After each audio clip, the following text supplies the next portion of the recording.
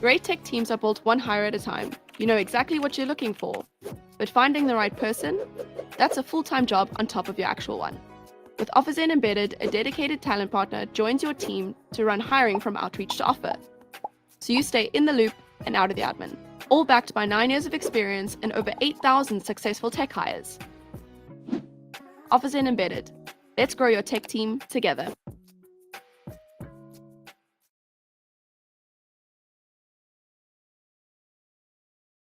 Awesome. Hey everyone, and welcome to OfferZen's webinar, Hiring Mythbusters, 4 Myths Killing Your Scaling Plans. My name is Robin. I'm an account manager at OfferZen, and I'll be your moderator today.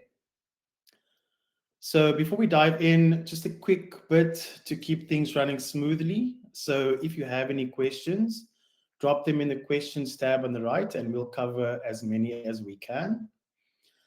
Yes, we are recording, so you'll get the full replay to your inbox. The chat is open, so feel free to say hi and thoughts as we go along. Cool. Let's kick things off with a quick hello in the chat. Where's everyone joining from today, if I may ask?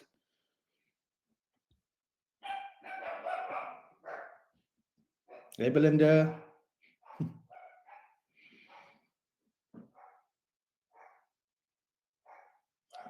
Nice. Victoria in the house. See some people from PE as well. Amazing. Cold Johannesburg. Yeah, I'm hearing it's cold out there. Cape Town too. Nice. Okay, cool. Awesome. Awesome to see everyone jumping in, and welcome to those who just joined. My name is Robin, and I'll be guiding today's conversation. As we speak about some of the bust, or at least we bust some of the biggest hiring myths that companies are facing in 2025. Cool. Before we dig into some hot takes, let's quickly introduce OfferZen. OfferZen is a tech talent marketplace that started in 2016 in Cape Town, of course. So we help companies not just hire, but hire smarter. You can choose to connect with top tech talent directly through our curated marketplace, or you can take up our new offer, OfferZen Embedded. So OfferZen Embedded gives you a dedicated talent partner, like having an expert recruiter from OfferZen sitting in your team. They handle everything from sourcing, screening, and background checks with the speed and expertise we're known for. It's flexible, fast, and built for busy teams that need hand support to finding and hiring top tech talent. If you're interested, hit the poll on your screen, and we'd love to chat more. Awesome. All right. Great. So we're also hosting a lot more events over the next few weeks, from leadership lessons to hiring, masterclasses. If you'd like to join any of them or all of them, you can select from the poll on the screen now. Awesome. All right, that's the housekeeping. Let's bring our speakers on stage and dive into the 4 myths killing your scaling plans. Great.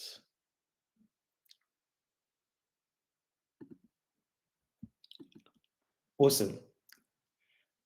All right. So 1, 2, I'm just waiting for one more speaker. Great. There's Marlon. All right. So please join me in welcoming our speakers. So I'll just introduce the speakers. So if you can give us your name, your role, what's one hiring myth you wish people would stop believing? Maybe we can start with Jono. Right. Thanks, Rob. But yeah, thank you so much for the invite, and looking forward to discussing some interesting myths that we'll cover today. But Jono, for short, I've been in the tech hiring space now for well over 10 years. Started off my journey within the external agency space, and for the last 5 years moved into the internal talent acquisition space, and enjoying it quite a bit. I've joined a exciting travel tech startup called Tube for the last three and a half years, going for 4 years now. Co-founded by a South African, as well as Dennis, who's based out of Spain, where we've been growing the teams quite aggressively, and OfferZen has been instrumental in that growth and really establishing our core team that first couple of years, and still to a large part still doing that. So it's been a great journey, and again, OfferZen has been instrumental in that. As the founding talent lead, been instrumental in really much growing our engineering team as well as our product team quite aggressively and establishing the international footprint that we have. So it's been a lovely journey, and looking forward to speaking into a couple of these myths with these great people alike. So thanks for the invite again, Rob.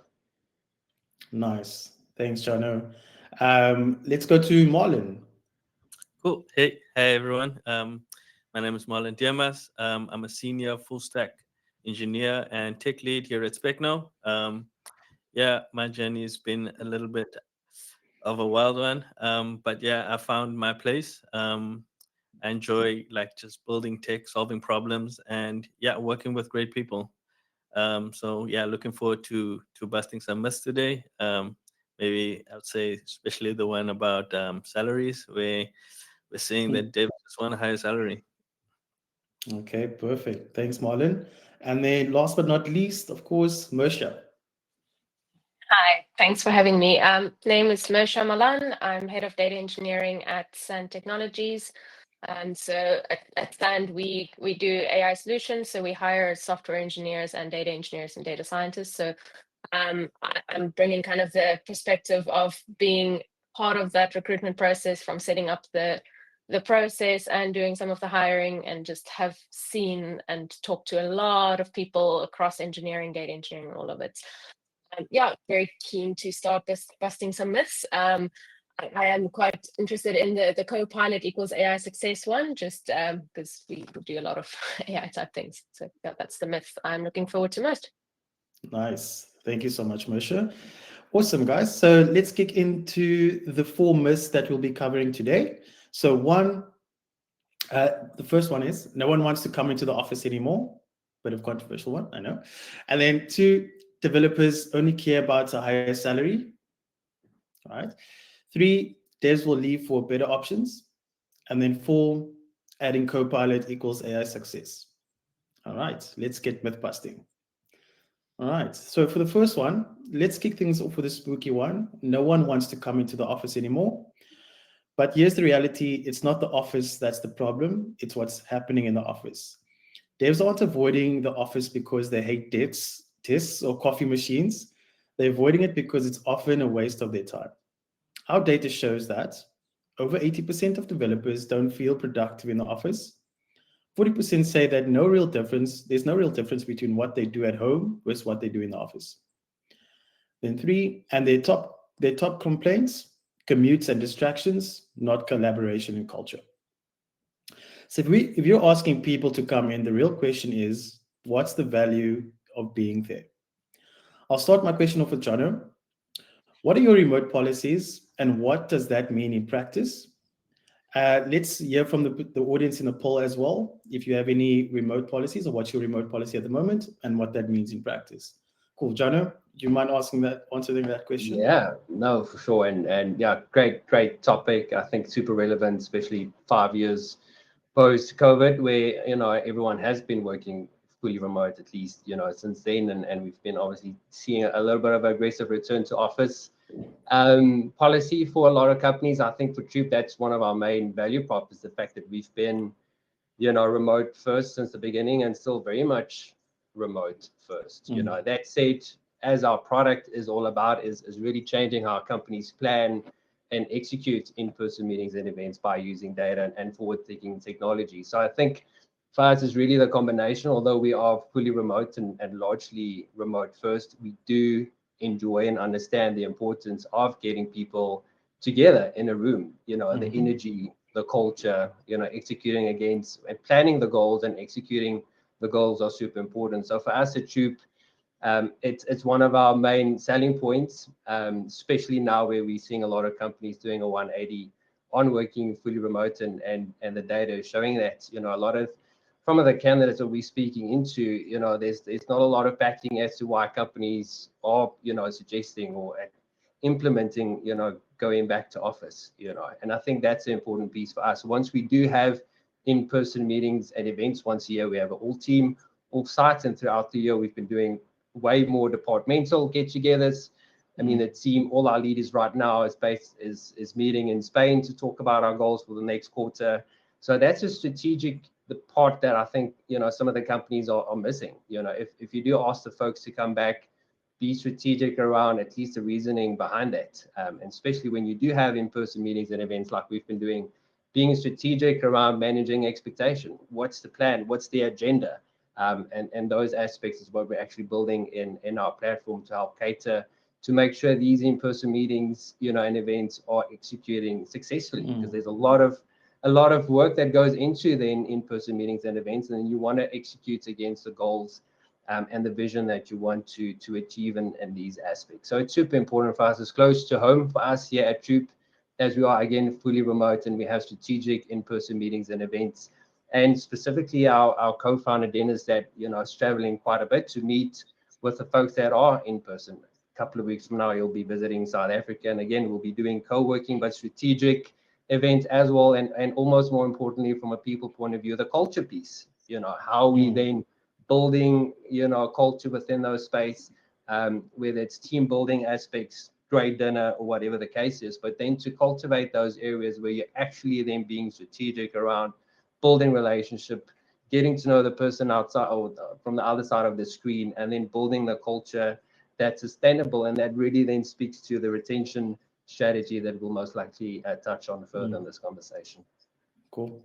Thanks, John. Very interesting. Mersha, I'm keen to hear from your side. In your experience, what are companies getting wrong about having teams in the office and making their developers productive? I know you guys you're remote at the moment, but just based on your experience, what are your thoughts around that?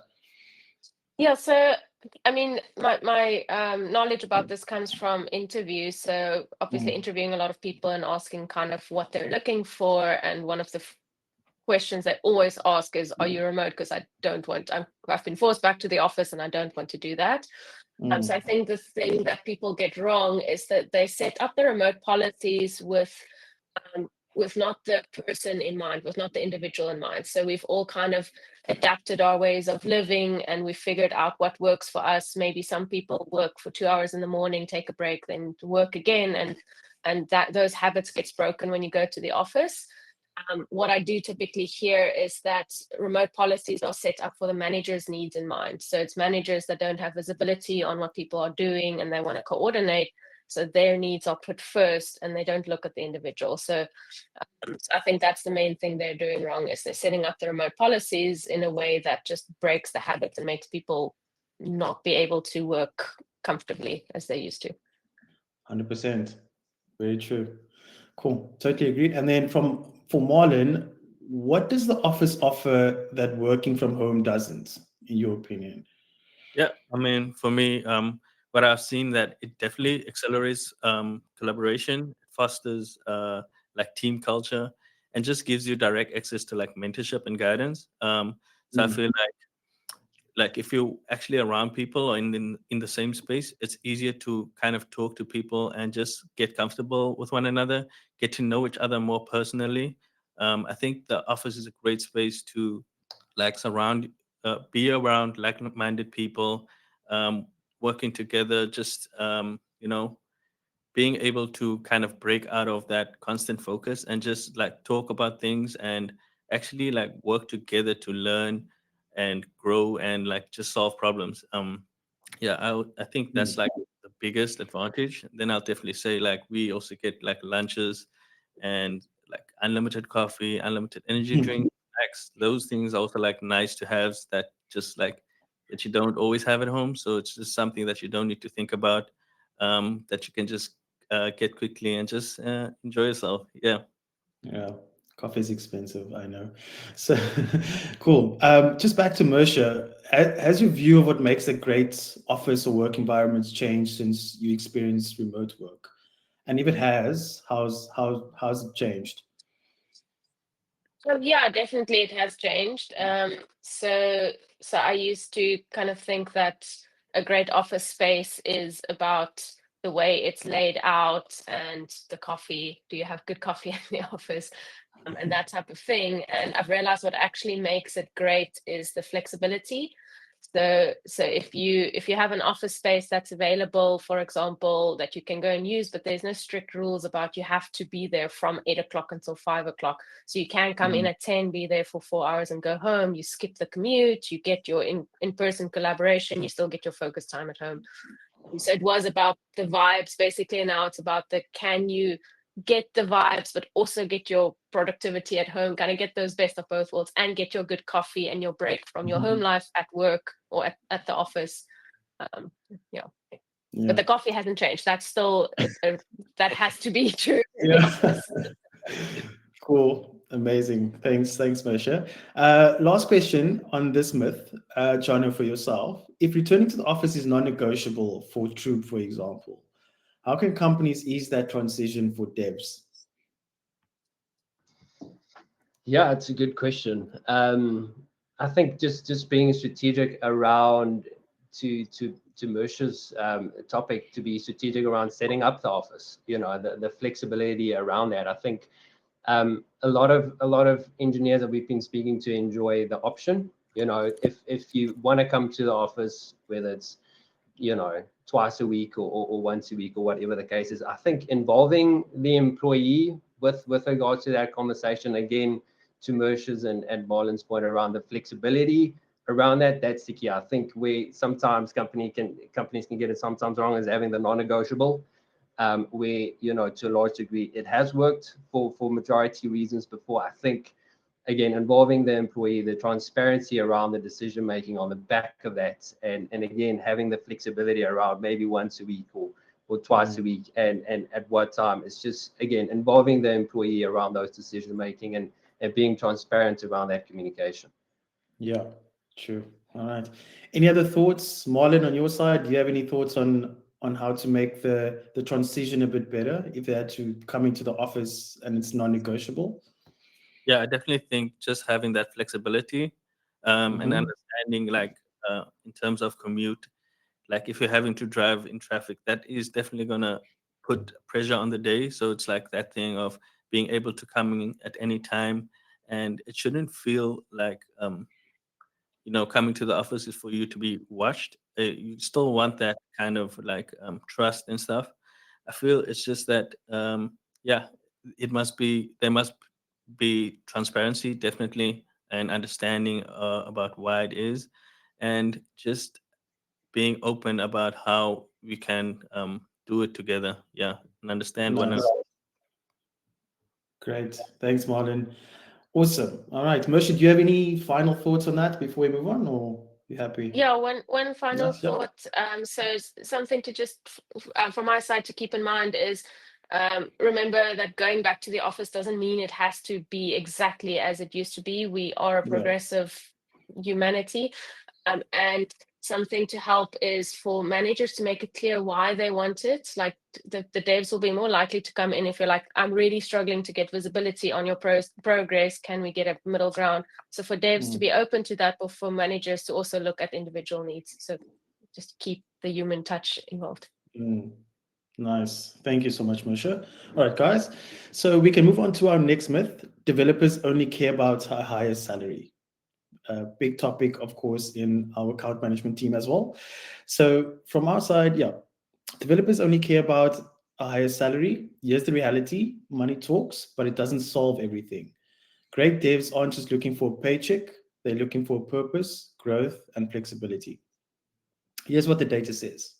Remote work and growth opportunities are actually the two top factors devs look for when they're evaluating an offer. And when it comes to career growth, salary isn't even the biggest signal. Company culture and challenging projects beat earning potential and as the top indicators. So yes, pay them fairly, but if you're not offering meaningful work, flexibility, and strong team culture, you're going to lose them to someone who is. Cool. My first question is to Marlon. Have you stayed at a job where you didn't like because they offered a higher salary than another company? What eventually convinced you to make a change? Yeah. So briefly, actually did work at in a remote role for an international company. Yeah, and what I found is my days basically became a routine. I wasn't feeling challenged anymore. It was almost like I'm waking up, working, watching series, going back to bed. I almost felt stuck in my room, like I'm not doing anything else. I'm not connecting with people. And yeah, at some point, I realized that I wanted more. I wanted to be challenged. I wanted to work alongside other people, talk with like-minded people, just break out of my shell almost, and yeah, start doing new things and building, rather than getting too comfortable and just dealing with the day to day, or like not how can I say, feeling like I'm just in a routine and I don't get to do anything outside of that. Interesting. Thanks, Marlon. From your side, Jono, does your company make any counter offers if a team member is offered another role? That's a good question, Rob. The short answer is to that question. We haven't had a sort of resignation from that perspective where we had to go that route. Funny enough, from an international perspective, we don't really see a lot of counter offers for South Africa. We hire quite a bit in the US and in Europe and Spain specifically. Where we don't see little to no counter offers at all. We see that quite a bit in the South African market, funny enough. I do think when it gets to there, like we know it's too late, and that's why compensation, that should be addressed early in the journey. Again, for us here at Jupe, we've been building the core team since day one, and a lot of us joined even before we had legal entities registered, let alone having comm structures, etc. So that why behind we joined was all around the mission, and how we're building it by using new technologies, data, etc.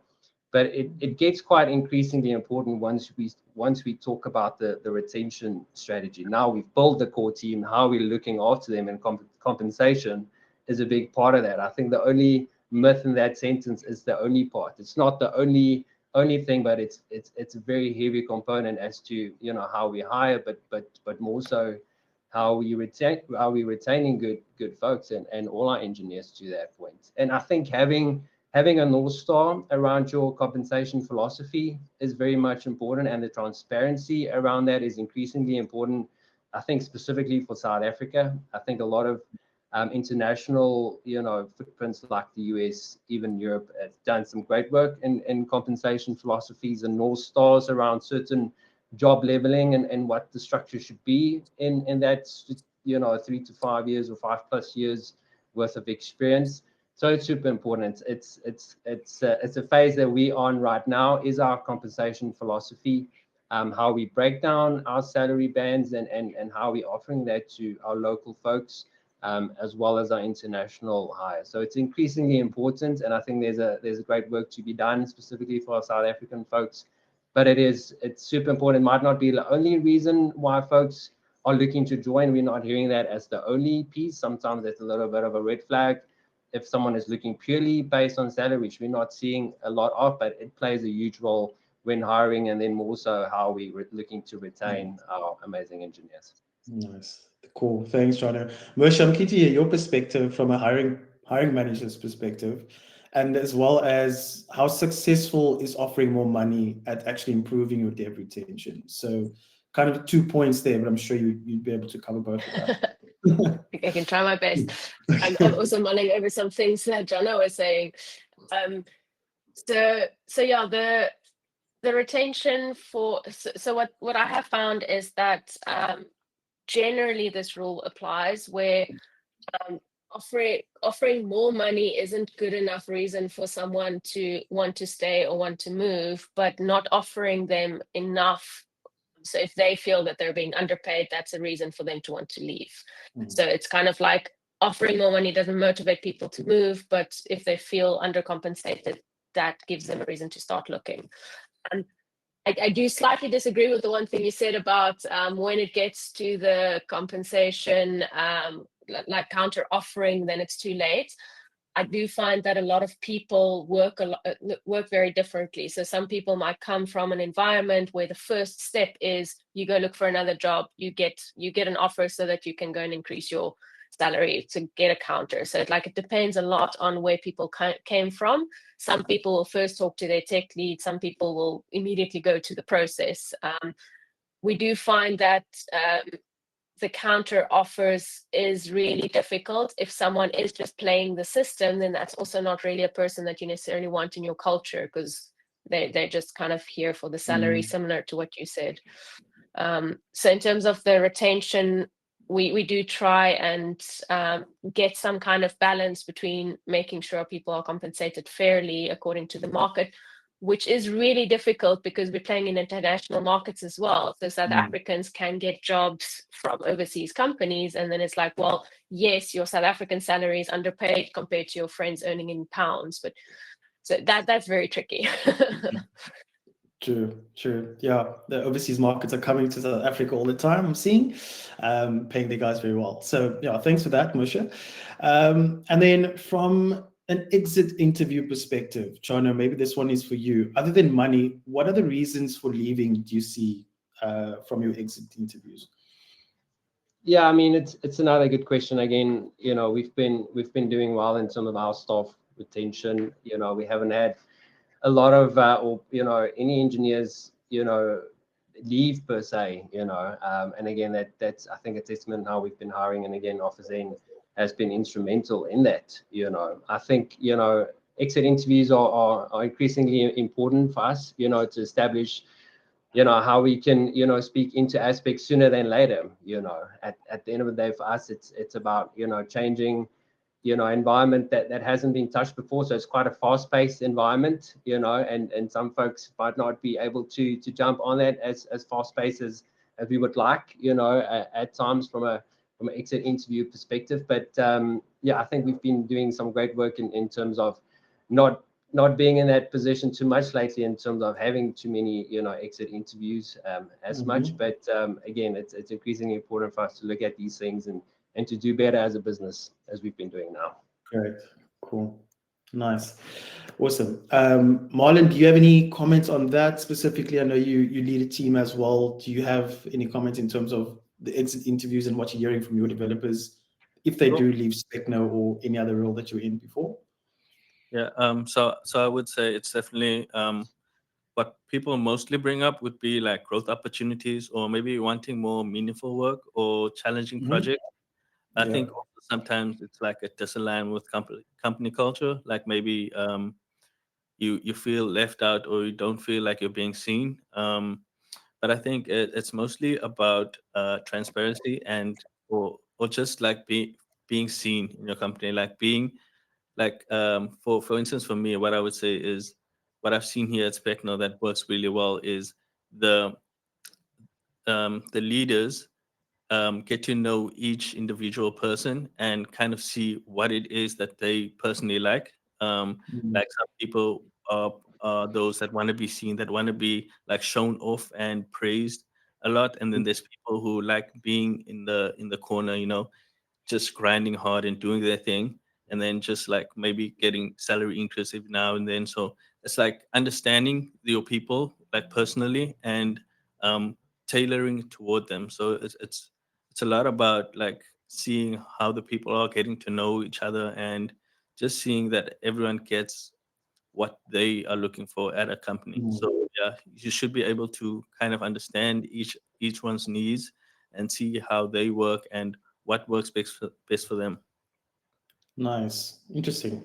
That's a good observation as well. All right, cool. I think this is for all the speakers in the room, but this is just based on this question: balancing fair compensation with growth, culture, and everything else is incredibly hard. Have you found any strategies that help you find a good enough balance for your team? I'll start with Moshe. Do you have, keen to hear your perspective on this first? Yeah, so as I was listening to Jono and Roland speak as well, I was also wondering about kind of the size and the like age of your companies, because I'm wondering like if that does make a difference. So for reference, we have about 70 data engineers and about 80 data scientists, and maybe about 50 software engineers. So we're not massive corporate. We are startup scaling. So just for context for everyone else, because that might make a difference. So what we have found is the one thing is sticking to your, call it your compensation rules. So say you have salary bands, sticking to that, not breaking the rules for any one person, because as soon as you do that for one person, you set a precedence. So it makes it harsh and difficult sometimes, but everyone then knows they're all treated in exactly the same way, which does help with that fairness. And then the second thing is to make sure that we look after our people. So make sure that they have the support systems in place, that they have growth opportunities, that they have like learning opportunities, and making sure that they're challenged. So having things in place where people can request to move projects, or if they're not happy and they want more challenge, have things in place that can give them that. Because ultimately people want to make an impact, they want to be challenged, they want to do cool stuff more than they want salary. So that is important. Hard, it's not super easy, but where we've gotten it right, that generally has worked. Yeah. Nice. Thanks, Moshe. Yeah, Jono, keen to hear from you. Yeah, it's just sort of adding to motion and similarly for us, like I mentioned, since latter part of 2021, it's been growing our team. We're about 70 now globally speaking, with about 30 plus engineers from that perspective, and about 10 plus product folks. So still very much growing and scaling, and again grew the team quite aggressively, getting the right people on the bus, and then the right people on the right seats on the bus has been quite the process for us up until now. And then specifically last year, pivoting into this year, was all about our retention strategy that kind of Moshe spoke into already, and that's very much kind of formalizing succession planning, our job leveling framework, compensation framework that we are aggressively rolling out now, and specifically around training and development, having an actual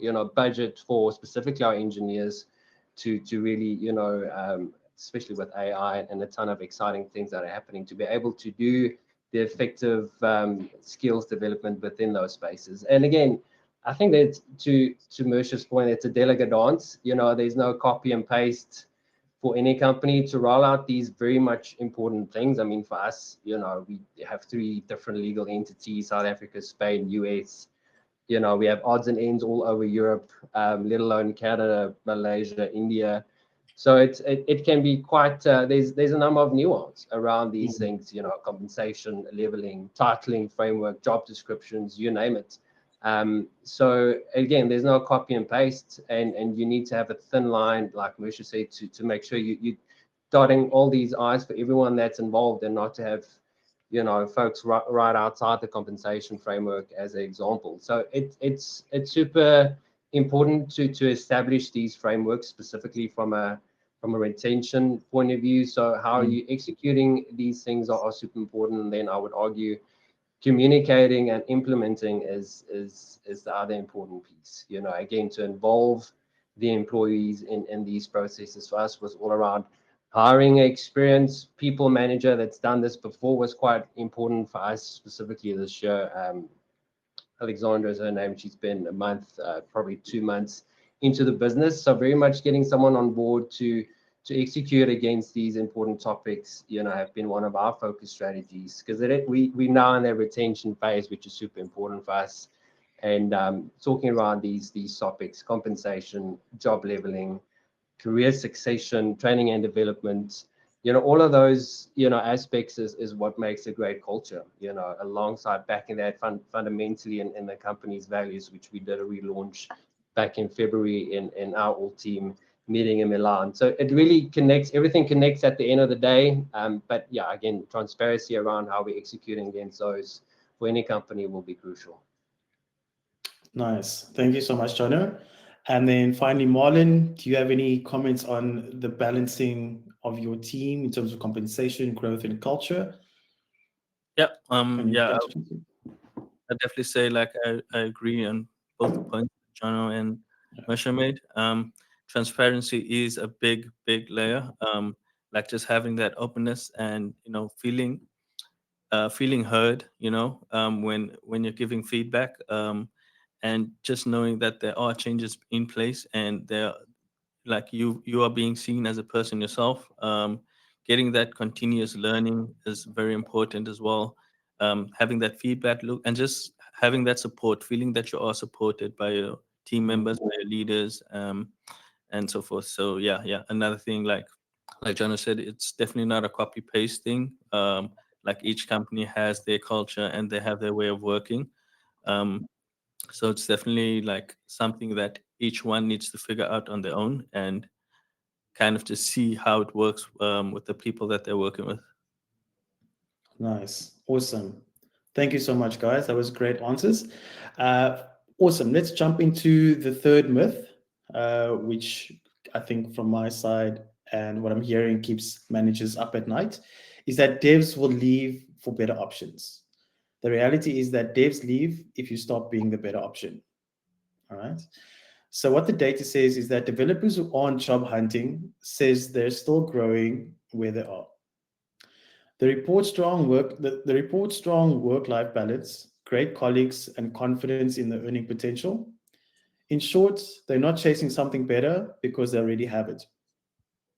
In other words, they're not chasing something better because they already have it. So instead of trying to retain people out of fear, the real goal should be continually earn their stay by staying the kind of company they don't want to leave. Right. So there's a lot of differing definitions about what counts as the job hopping. What do you consider as a fair tenure at a company? Moshe, keen to hear your thoughts on that. Ooh, this one's difficult. Because I do see a lot of CVs where people job hop a lot. So it's definitely changed over the years, and um, I would say, like, what we look at is at least a year. Like, a year is pretty short, but if you are at the same company, you can get somewhere in that time. 6 months is way too short. Like, you've just onboarded, you've just gotten access to all the tools, you've barely made it through the domain knowledge. I don't feel like people can get enough experience, and then I start questioning, are they just like hopping for money? So a year is the minimum. However, there's some controversies, like maybe that's too short. But that's my thing. Like, because when I was a contractor, I was doing projects every year, so that's also from my personal background. Yeah. Nice. Jono, from your side, are you seeing developers staying shorter or longer than what they used to? And why do you think that is, especially coming from the recruitment side of things and having to source candidates? Yeah, it's a good question. It varies, right? I mean, it's probably easy to stereotype, but for me, each profile is different, each individual is different. I think it's been an interesting market, the tech one. It kind of changed or slightly shifted the last couple of years, but it's still very much a engineer or a dev short market in a lot of ways. Job hopping is an interesting topic. For me, when we see good candidates, I mean, we mostly hire senior engineers at first and still doing that. For me, if I see job hopping, for me, it's about getting the dev on a call to discuss, and sort of really get into the weeds as to why there's been some movement. Sometimes there's good reasons why, a great engineer maybe moved less than 6 months. Sometimes there's repetitive reasons, and that's something for your talent person to dig in deep. But it's been a bit of whirlwind of a tech space, specifically in the US. Bigger companies has seen a huge amount of layoffs. We haven't seen that much in South Africa as we've seen abroad, and the US and Europe specifically. For me, some of the best engineers, might not have the best profiles. A little bit of a nudge for some folks, but get them on a call. Make it a conversation. I think that's been big part of our hiring success has been OfferZen, obviously, specifically in that first couple of years. But within our last 12, 14 months of hiring, specifically senior engineers, 50% of those sources have been outbound aggressive sourcing, which most of those engineers were not actively looking, and sort of poking holes around why they would consider, and then obviously, some of our EVP points spoke into that. So it's been an interesting one, but again, job hopping, interesting aspect, but some of the best engineers, you might just need to get on a call to determine what those reasons are and to speak into that. True. So, Nice. so Thanks, John. to Yeah, add to Michelle. that, so I mean, you can typically see it on the CVs as well. If you've had one job stint of 6 months and the rest has been longer, then like you can see also with their titles, sometimes they get headhunted. So there are some patterns. Like I've probably reviewed about 5,000 CVs in the last 3 years, so I'm seeing a lot of patterns. But that is an interesting one. Is like if the job hopping is consistently like 6 months versus it was one 6 month stint. There's definitely some patterns you can pick up in the CV data. Agreed. Nice, Marsha. Thanks. Marlon, do you have any anything to add to that, specifically from you reading CVs and interview side of things? Yeah, so I definitely say I agree. You can definitely see when someone is consistently job hopping. It's one of those things where you need to also kind of get an understanding of the person themselves. What are the reasons? Where has it gone wrong for you? So yeah, I definitely agree with having a look over the CV and seeing like the different retention periods and just getting an understanding. Because you do want those people that want to stay longer and grow in one place and foster that culture.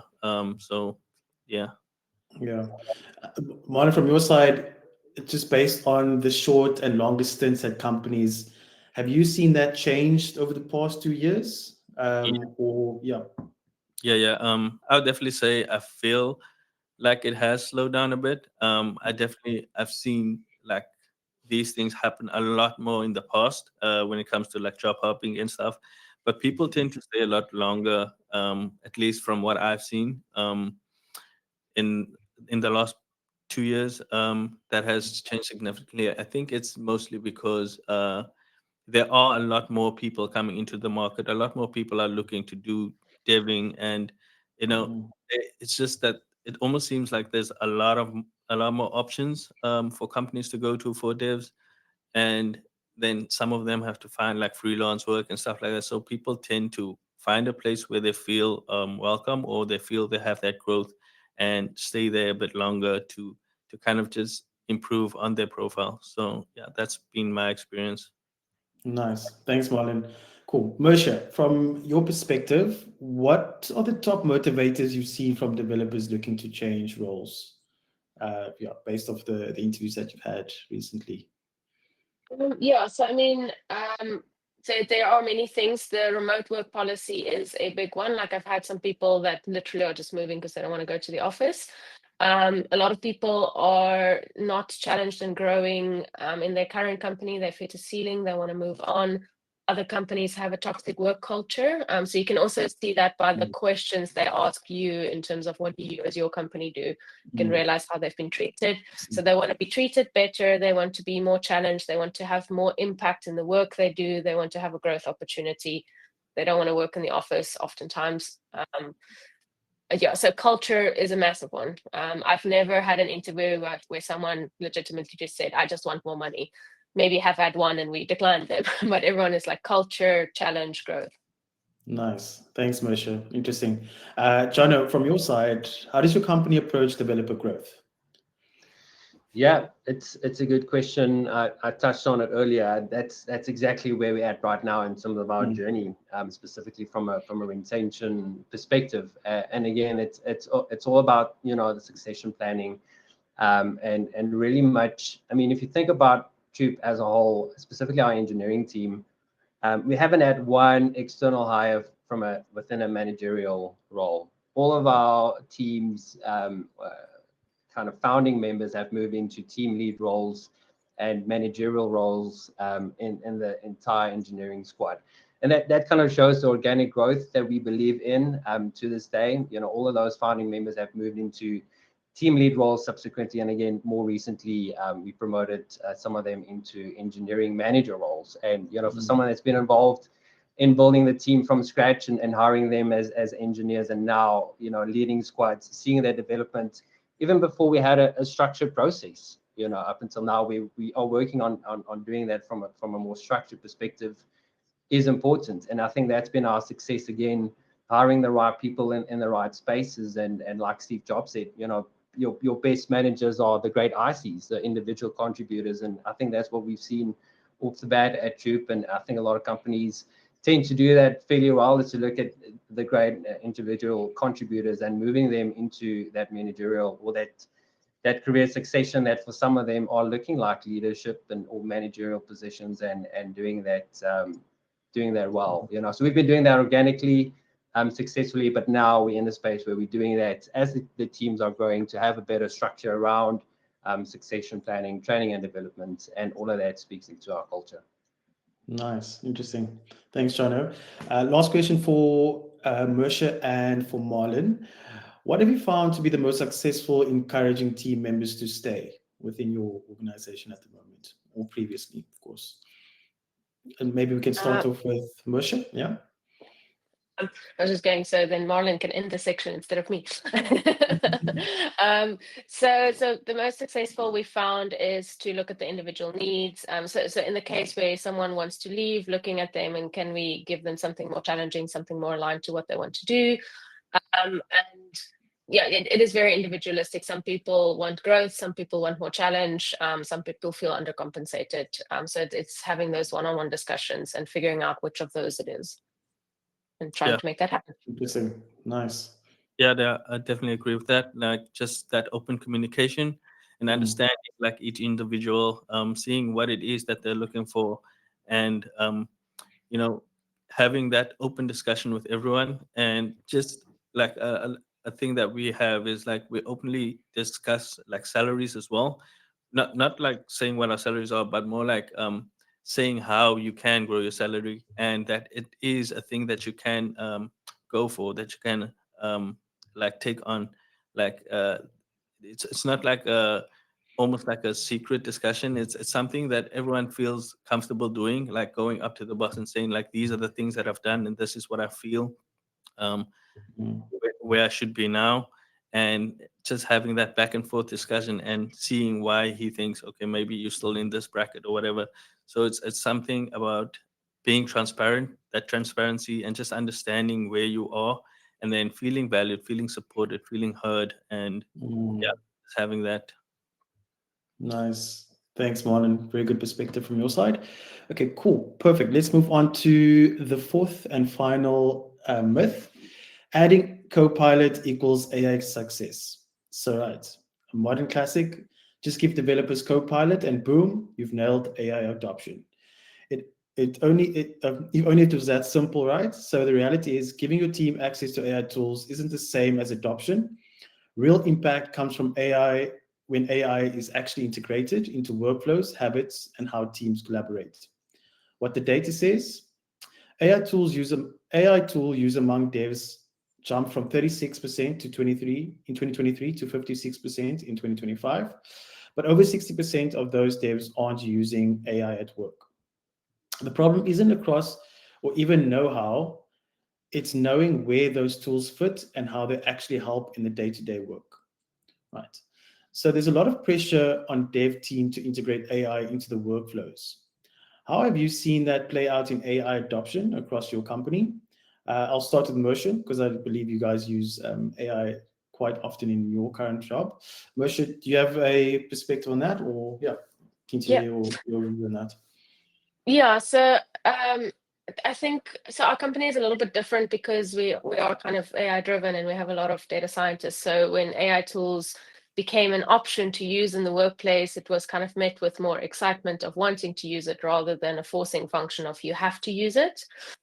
So that's I think the culture is a big thing from like the top down. We did encourage. We were like, okay, cool. There's all these AI tools. You all have a learning budget. Here's an LLM policy. Please make sure to not upload sensitive data, etc. So it's like, I think that culture is quite a big part of it. However, that being said, the way that the devs use it, like they were all very excited and then stopped using it promptly because there's the coding aspects of most of the AI tools isn't that great yet. So you often sit like for very long debugging your code with an AI assistant when you could have just done it yourself. So yeah, that's my perspective. It hasn't been hard in our company. Keen to hear kind of the other two. Yeah, maybe from Marlon's perspective, I know you mentioned something about trying to get AI adoption to your company.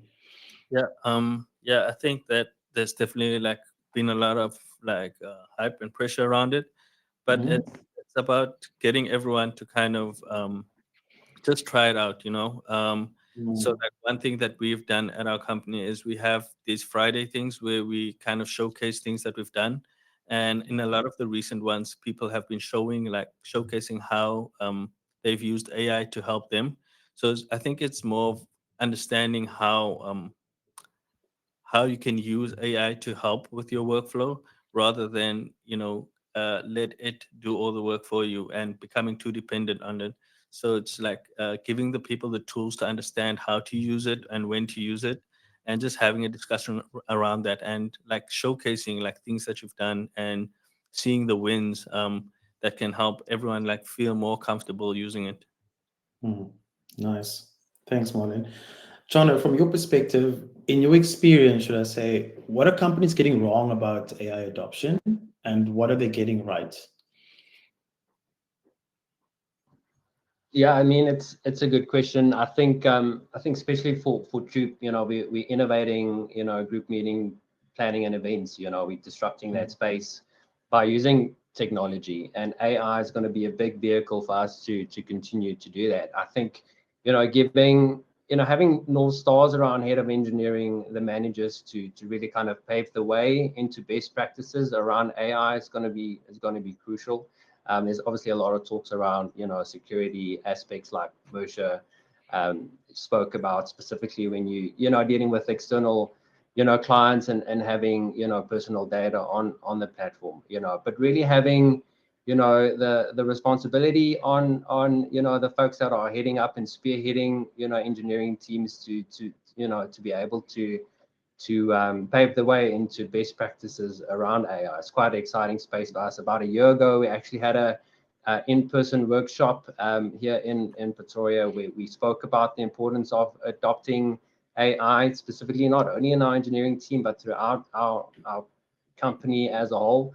And it's important to embrace, but to be, thoughtful and when approaching, as opposed to just having AI for the sake of it, but really using it as a vehicle specifically for us at Troop to innovate is crucial, because if you're not, then you'll definitely have competitors that's going to use that to their advantage. I think not only from a engineering perspective, but from a talent perspective as well. It's quite an exciting space. I think everyone now has been using at least generative AI for a lot of the content. There's a lot of exciting things happening within the AI agent space, where we're seeing a lot of agents disrupting, certain aspects around the hiring process, specifically around, talent mapping, researching, and even doing proactive outbound approaching to potential candidates. So it's quite an exciting space for us that we're watching, and it's going to be exciting to see how it pans out. Nice. Great answer, Jono. Very interesting. And then Moshe, from your side, do you have any take on that in terms of what companies are getting wrong or what companies are getting right in terms of AI adoption? Yes, I mean, I don't have a massive view on all other companies, but I do think that I have heard some companies, and there's also a question in the chat about this that says that you're not allowed to use AI tools. And I mean, the first thing people do when you say you're not allowed to do something is you're going to go do it behind their backs.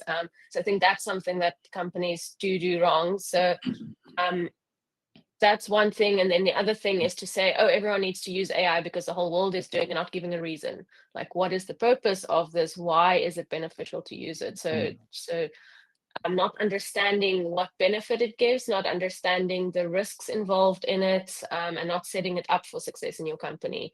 I think that's probably summarize it. Nice. Thanks, Moshe. Marlon, have you brought AI use into your performance review? And if so, why? Or if not, why not? Yes, no, we haven't done that formally. No. Okay. So I think we're encouraging more like experimentation around that, and just like playing around with it and getting used to it. I think what we're currently doing is we are, like I said before, we're doing these quick wins where we're showing each other like things that we have done with AI. So it's just like almost exposing AI to everyone, making sure everyone Mm. sees what is out there and how to use it. And we're giving like constant. We almost started creating workshops as well for those that want to. So it's like if you want to start using these tools a bit more, here we can do a workshop on things that we've done, and we can show you like our process. So it's almost like just encouraging everyone to kind of experiment and play around with it and see how it works for you. What are things that you think would help in, and how is it helping you as a person, and where can you like learn more about it and stuff like that. So we also have like a learning budget where we can like look at some videos, or take on courses and stuff like that. Nice. Thanks, Marlon. Any perspective from Mersh or Jono on that question before we wrap up the final myth? All good. So Question? Yeah. performance reviews, definitely not. So we we don't want to use LLMs to manage our people. We're for us, it's very important to have that human aspect in there. It's a short answer. Great. Jono, Yeah. from your side, Sam? Yeah, just echoing what Mersha said. I think if you think about what we're talking about here, hiring specifically, it's still a people game, right? And AI is going to be a great tool for us, but it's still being people first, around not only hiring the folks, but to this discussion, looking at how we retaining, and specifically from a performance management perspective, being people first, adding to the conversation around how we innovating for us at Jupe, and AI is a big part of that conversation, plays a role. But to Mersha's point, it's still a people first approach that most companies should have when they're hiring engineers that are all people, at least for now, and to be mindful of that. I think that's sometimes the secret sauce when hiring folks, to our points earlier, the fact that folks are not necessarily being heard, or a big part of changing how they can do certain things within the companies that they are. So being people first around specifically hiring and retention is for me at least the secret sauce. Okay, amazing. Thanks, Jono. Cool. So that wraps up the 4 myths. I will go into a question from the audience quickly. I'll just read this out loud, and if any of the speakers have a perspective or an answer to this would be great. So the question is, as someone early in my career, how can I evaluate whether hybrid or in-office setups will actually support my growth better, especially when mentorship and hands-on experience matter? Maybe we could start with Marlon. Yeah, I think we could start with Marlon, then we can go to Mercia, and then we go to Jono, and then we can Cool. just answer that. Yeah, sorry. Can you just repeat that one again? I didn't get the. So, as someone early in my career, how can I evaluate whether hybrid or in-office setups actually support my career better or my growth better, especially when mentorship and hands-on experience matter? Cool. Yeah. So I would say definitely for your earlier career, I think it would be preferable to be in the office more often, especially if there are like more senior people that are going in. I found that working with people like in person is a lot easier to get points across, and just to get that understanding and mentorship across properly. I think definitely, like for most developers, hybrid is kind of important. It's nice to have that option of being at home and having that focus time, because it is sometimes a lot easier to focus at home or just dive into something more easily. But for junior, you want to be able to ask a lot of questions. It's very important, because I've seen like I've worked with some juniors, and what a lot of them do is they try and tackle problems alone, and then they end up sitting with something for too long. But if they have that space where there is people around that they can ask for help, it's very important to ask the questions, even if it seems silly, if it seems small. That's how you learn to grow. Just having that constant conversations and understanding at the beginning. So I think definitely at the beginning of your career, you want to be around people that are doing these things. You want to be able to feel comfortable to ask questions, and not just get stuck on simple problems for too long. Thanks, Marlon. Mercia, from your perspective? Yeah, I agree with Marlon. I mean, it's easier said than done in our current world. It also doesn't help you go to the office and there's no one there. It's definitely harder to set that up remotely because you need to be explicit to the people in your team to be like, hey, you can ask me on any questions. This is kind of my prod my shoulder kind of policy remotely.